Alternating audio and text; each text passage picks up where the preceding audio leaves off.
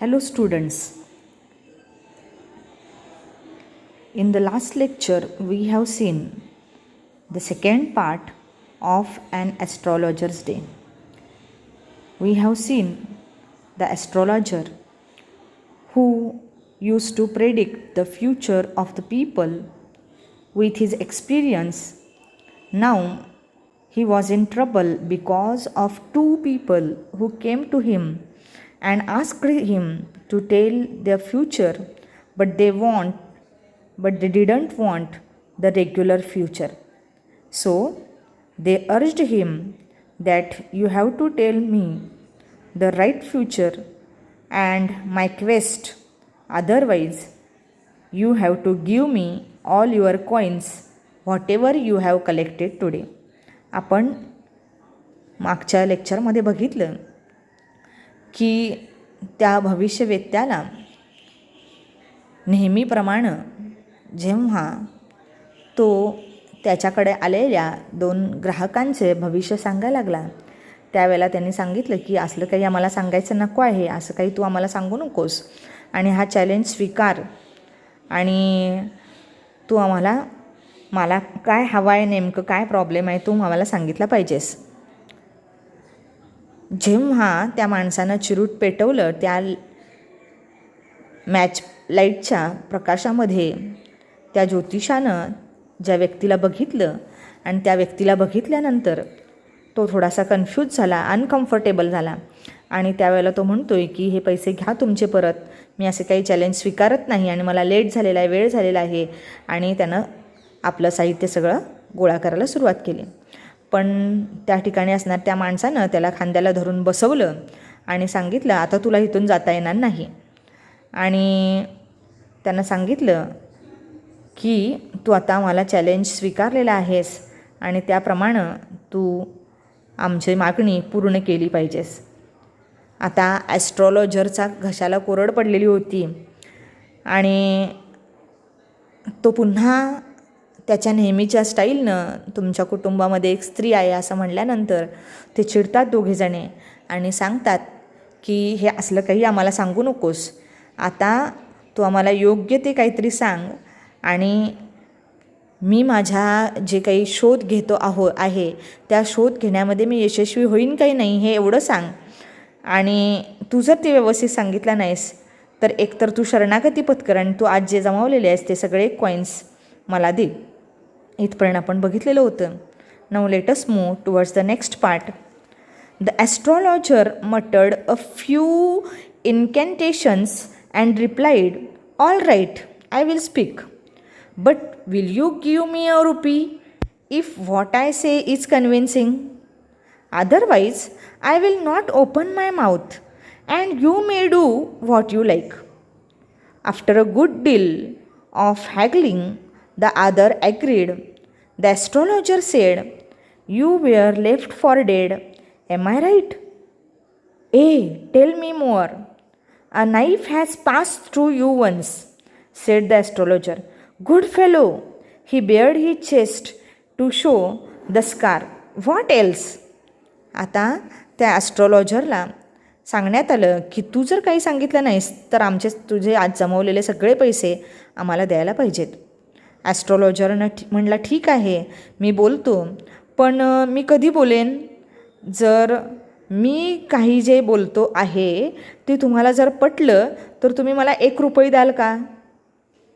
आणि जर तसं तुम्ही तयार नसाल तर मी माझं तोंड काहीही केलं तरी उघडणार नाही. त्यानं स्पष्ट सांगून टाकलं. आणि मग त्याच्यानंतर चांगलं त्यांचं जरासं घासाघीस झाली पैशामध्ये आणि घासाघीस झाल्यानंतर ते दोघे तयार झाले ह्याच्या प्रश्नाचं उत्तर ऐकण्यासाठी. आता मग ॲस्ट्रॉलॉजरनं बोलायला सुरुवात केली. ॲस्ट्रॉलॉजर सांगतोय की तुला मारून टाकलेलं होतं, मरण्यासाठी मारून टाकलेलं होतं, बरोबर आहे ना? असं म्हणल्यानंतर तो म्हणतोय त्याला ते पटतंय, त्याला ते कळते की हे बरोबर सांगतोय तो म्हणते हां बरोबर आहे, सांग पुढे सांग, आणखी काय, टेल मी मोअर, आणखी काहीतरी सांग. ॲस्ट्रॉलॉजर पुढे सांगतोय की तुझ्या छातीमध्ये एकदा चाकू घुसवलेला होता ॲस्ट्रॉलॉजरनं असं म्हटल्यानंतर त्या माणसाला थोडं आश्चर्य वाटते आणि तो म्हणते, अरे बापरे, बरोबर सांगितलंस तू. आणि तो आपल्या छाती उघडी करतो आहे आणि त्या ठिकाणी असणारं जी काही चाकू लागल्याची जी खूण होती ती तो दाखवतो आहे आणि म्हणते, सांग पुढं सांग, आणखी काय, व्हॉट एल्स, आणखी काय पुढे. त्याला आता ऐकण्याची उत्सुकता झालेली आहे, कारण जे काही आपल्या ॲस्ट्रॉलॉजरनं सांगितलेलं आहे ते अगदी तंतोतंत त्याला खरं पटलेलं आहे. पुढे ॲस्ट्रॉलॉजर काय म्हणतो बघा. And then you were pushed into a well nearby in the field. You were left for dead. I should have been dead if some passerby had not chanced to peep into the well, exclaimed the other, overwhelmed by enthusiasm. When shall I get at him? He asked, clenching his fist. In the next world, answered the astrologer. He died 4 months ago in a far off town. You will never see any more of him. The other groaned on hearing it. The astrologer proceeded, Guru Nayak. You know my name, the other said, taken aback. त्यानंतर आपला astrologer आणखी पुढे सांग म्हणल्यानंतर astrologer पुढे सांगतोय की तुला छातीमध्ये चाकू खुपसण्यात आला आणि तुला ढकलून एका विहिरीमध्ये देण्यात आलं, जी त्याच्याजवळ असणाऱ्या शेतामध्ये होती, आणि तुला तिथं मरण्यासाठी सोडण्यात आलं. आणि मग त्यानंतर तो माणूस म्हणतोय, हां बरोबर आहे, मी पूर्ण मेलोच असतो जर कोणी त्या विहिरी शेजारून जाणाऱ्या माणसानं त्या ठिकाणी डोकावून आत बघितलं नसतं तर खरंच माझा मृत्यू त्या दिवशी होता. आणि मग तो अगदी उत्साहित झालेला आहे, ओव्हरवेल्म्ड झालेला आहे, भारावून गेलेला आहे की इतका हा ज्योतिषी इतकं छान भविष्य कसं सांगतो आहे, कसं शक्य आहे. आणि मग तो काय म्हणतोय बघा की मला त्याला पकडायचं आहे, मला त्याला सोडणार नाही आहे, कधी माझ्या तावडीमध्ये तो कधी सापडेल. आणि अशी मूठ आवळून रागानं तो तसं विचारतोय. आणि त्यावेळेला ॲस्ट्रॉलॉजर म्हणतोय, ह्या जगामध्ये तरी तुला काय तो भेटणार नाही, तो ह्या विश्वामध्ये तरी तुला काय सापडणार नाही आहे, कारण का तो 4 महिन्यापूर्वी एका इथून लांब असणाऱ्या एका गावामध्ये तो मृत्युमुखी पडलेला आहे आणि तुला काय आता तो पुन्हा दिसणार नाही. तो माणूस फार विव्हळतो, त्याला वाईट वाटतंय. आणि मग ॲस्ट्रॉलॉजर पुढे म्हणतोय, गुरुनायक. त्याचं नाव बरोबर ओळखतो तो. आणि मग तो माणूस दसकतोय आणि म्हणतोय, तुला माझं नावसुद्धा माहीत आहे. त्याला आश्चर्य वाटते की ह्या ज्योतिषाला आपलं नावसुद्धा समजलं, आपलं काय ज्या काही भूतकाळात घटना घडलेल्या होत्या त्याही सांगितल्या त्यानं. पुढे तो माणूस भेटणार नाही आहे कारण त्याचा मृत्यू झालेला आहे हेही सांगितलं, आणि इतकंच नव्हे तर आपलं नावसुद्धा सांगितलं. ह्याचं आश्चर्य त्याला वाटते, त्याच्या ज्ञानावरती त्या ठिकाणी ते खुश होतात. As I know all other things, Gurunayak, listen carefully to what I have to say. Your village is 2 days journey due north of this town. Take the next train and be gone. I see once again great danger to your life. If you go from home. He took out a pinch of sacred ash and held it to him. Rub it on your forehead and go home. Never travel southward again and you will live to be 100. त्यानंतर आपल्या ह्या भविष्यवेत्यानं सांगायला सुरुवात केलं की मला तुझ्या सगळ्या गोष्टी माहीत आहेत गुरुनायक. आता मी काय सांगतो ते अगदी लक्षपूर्वक ऐक आणि त्याप्रमाणे तू वाग. तुझं गाव इथून 2 दिवसाच्या अंतरावरती आहे. 2 दिवसाच्या अंतरावरती आहे आणि त्या ठिकाणी तू लगेचच ट्रेन पकड आणि ट्रेन पकडून त्या ठिकाणी जा. कारण मला तुझ्या आयुष्यामध्ये एक मोठा धोका दिसतोय. तू जर घरी गेलास तर तू ह्या धोक्यापासून वाचू शकशील असं सांगितलं. आणि त्याने एक आपल्याजवळ असणारी ती अंगारा होता तो अंगारा त्याला दिला आणि तो सांगतोय की तू हा कपाळावरती लाव. तो कपाळावरती घासून घे आणि लावतो आणि घरी जा. आणि ह्या दक्षिणेकडं कधीच प्रवास करू नको. आणि जर तू असं ऐकलास तर नक्कीच तू शतायुषी होशील, 100 वर्ष जगशील. Why should I leave home again? The other said reflectively. I was only going away now and then to look for him and to choke out his life if I met him. He shook his head regretfully. He has escaped my hands. I hope at least he died as he deserved. Yes, said the astrologer. He was crushed under a lorry. The other looked gratified to hear it. तो म्हणतोय की मी घर का सोडायचं? घर सोडायची काही गरज नाही, विचारपूर्वक तो सांगतोय. कारण का तो म्हणतोय मी अजून तिथेच राहतो, मी काही इथे राहायला आलेलो नाही आहे आणि मी फक्त इकडे त्याच्या शोधामध्ये आलेलो होतो आणि त्याचा लाईफ, त्याचं जीवन संपून टाकण्यासाठी आलेलो होतो, चोक आऊट करण्यासाठी आलेलो होतो. आणि खेदानं तो मान जोरात हलवतोय की माझ्या हातातून तो सुटला अशा अर्थानं, आणि म्हणतोय की मला वाटते की मी असं करतो की जसं त्याला मरण यायला पाहिजे होतं नक्की त्याला तसंच आलेलं आहे. ॲस्ट्रॉलॉजर सांगतोय होय, त्याला तसंच मरण आलेलं आहे. एका लॉरीखाली, एका ट्रकखाली तो चिरडला गेला, ॲक्सिडेंटमध्ये मारला गेला. त्या माणसाला, गुरुनायकला थोडंसं तृप्त वाटलं हे ऐकून की बरं झालं आपण ज्याच्या शोधात होतो, ज्याला मारण्यासाठी आपण आलेलो होतो, तो मेलेला आहे. ते ऐकून तो थोडासा तृप्त झाला. The place was deserted by the time. The astrologer picked up his articles and put them into his bag. The green shaft was also gone, leaving the place in darkness and silence. The stranger had gone off into the night after giving the astrologer a handful of coins.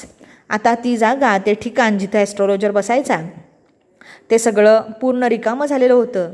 ॲस्ट्रॉलॉजरनं आपले सगळे साहित्य घेतलं आणि ते सगळं साहित्य आपल्या बॅगमध्ये ठेवलं. आता त्या ठिकाणी असणारी ती हिरवी लाईट तीसुद्धा गेलेली होती आणि पूर्ण ती ठिकाण सगळं पूर्ण अंधारमय झालेलं होतं आणि शांत झालेलं होतं. ते जे अनोळखी लोक भेटलेले होते, गुरुनायक आणि त्याचा मित्र, ते सुद्धा त्या ठिकाणी त्या रात्री निघून गेलेले होते आणि त्यांनी जाताना आपल्या ह्या ॲस्ट्रॉलॉजरला मूठभर नाणीसुद्धा दिलेली होती. It was nearly midnight when the astrologer reached home. His wife was waiting for him at the door and demanded an explanation. He flung the coins at her and said, count them, one man gave all that. आणि मग ज्या वेळेला astrologer घरी पोचला त्यावेळेला जवळजवळ मध्यरात्र झालेली होती आणि त्याची पत्नी त्याची वाट बघत होती, उमऱ्यावरती थांबलेली होती ती वाट बघत दरवाजाजवळच. आणि म्हणते एवढा वेळ का झाला तुम्हाला विचारते. आणि ते विचारल्याबरोबर आपल्या ॲस्ट्रॉलॉजरनं तिच्याकडं ते कॉईन्स सगळे टाकले आणि म्हणतोय तो की बघ, एकाच माणसानं मला हे सगळे कॉईन्स दिलेले आहेत, मोजते किती आहेत ते. 12.5 आनाज, she said counting. She was overjoyed. I can buy some jaggery and coconut tomorrow. The child has been asking for sweets for so many days now. I will prepare some nice stuff for her. The swine had cheated me. He promised me a rupee, said the astrologer. She looked up at him. You look worried. What is wrong?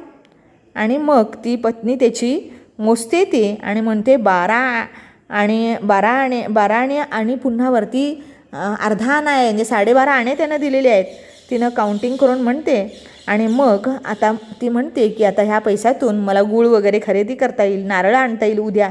आणि मुलगी माझी फार दिवस झालं कधी गोड पदार्थ करणार, गोड काहीतरी करणार असं विचारते आहे आणि फार दिवस झालं आपण काही केलेलं सुद्धा नाही आहे.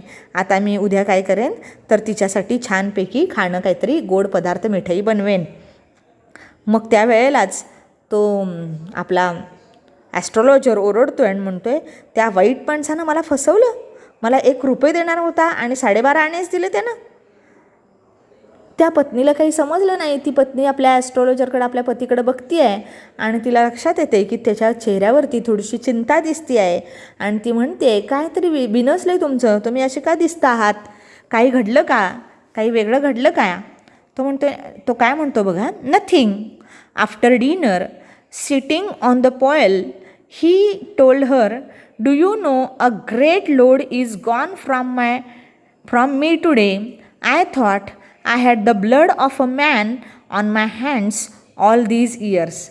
That was the reason why I ran away from home, settled here, and married you. He is alive. She gasped. You tried to kill him? Yes, in our village, when I was a silly youngster, we drank, gambled, and quarreled badly one day. Why think of it now? Time to sleep, he said, yawning and stretched himself on the pile. तो म्हणते काही नाही घडलेलं आहे. पण जेवणानंतर तो त्याचं ते बाज असतो झोपण्यासाठीची जागा, स्ट्रिंग कॉट, दोऱ्यांनी बनवलेला तो कॉट असतो आहे, त्याच्यावरती बसतो आहे आणि त्यावेळेला तो आपल्या पत्नीला सांगतो आहे, तुला एक सांगू का मी, की माझ्या डोक्यावरचं एक मोठं ओझा उतरलेलं आहे. मला असं वाटत होतं इतके दिवस की माझे हात, त्याला रक्त लागलेलं आहे, माझे हात खुनानं रंगलेले आहेत, असं फार वर्षापासून मला वाटत होतं. आणि त्यामुळंच, त्या कारणामुळंच मी घरातून पळून आलेलो होतो आणि घरातून पळून येऊन मी इथे राहिलेलो होतो आणि तुझ्याशी लग्न करून थांबलेलो होतो इथंच. मी गावाकडे कधी गेलो नाही. पण आज मला समजलं की तो जिवंत आहे. तिनं आश्चर्यानं केलं, तिला काहीच समजलं नाही. तू काय सांगतो आहे? ती म्हणते, तुम्ही त्याला मारण्याचा प्रयत्न केलेला होता. You tried to kill him. आणि त्यावेळेला आपला ॲस्ट्रॉलॉजर सांगतो की हां, म्हणतोय, माझ्या गावामध्ये ज्यावेळेला मी तरुण होतो, अगदी तरुणपणाच्या काही चुका आपल्या हातून होत असतात, तशा माझ्या हातून पण झालेल्या होत्या. आणि आम्ही मित्र ड्रिंक घेतलो आणि जुगार वगैरे खेळलो आणि त्यानंतर आमच्या जोरात भांडणं झाली एके दिवशी.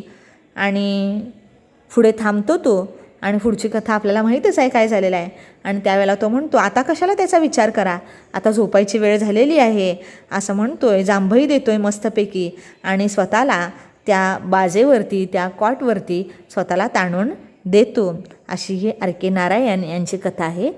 तुम्हाला लक्षात आलं असेल की ज्या वेळेला तो चिरूट पेटवल्यानंतर त्या उजेडामध्ये त्यानं त्या माणसाला बघितल्याने त्याला लगेच लक्षात आलेलं आहे की हा गुरुनायक आहे, की ज्याला आपण मारलेलं होतं आणि तो जिवंत आहे. हे म्हणल्यानंतर तो कदाचित आपल्याला ओळखला तर आपल्याला सोडणार नाही. आणि म्हणून तो म्हणतोय की मी असले काही चॅलेंज स्वीकारत नाही, मला आता घरी जायचं आहे, तुमच्या प्रश्नाचं उत्तर मी देईन नंतर.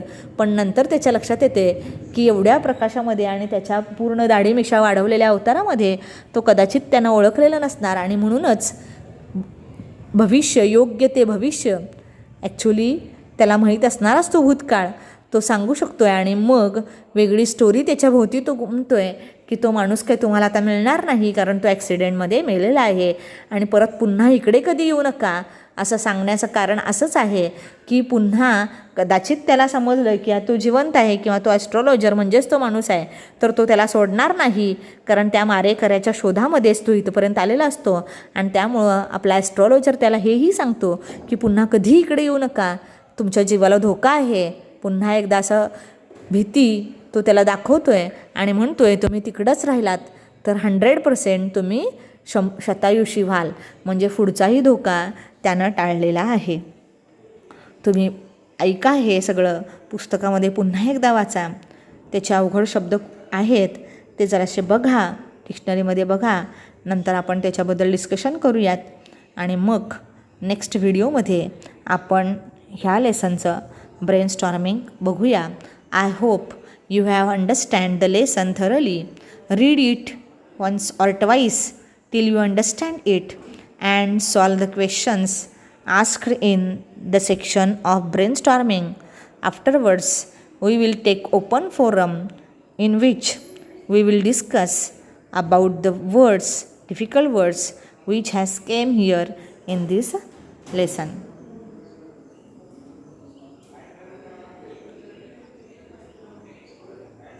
Till then, take care. Thank you and bye.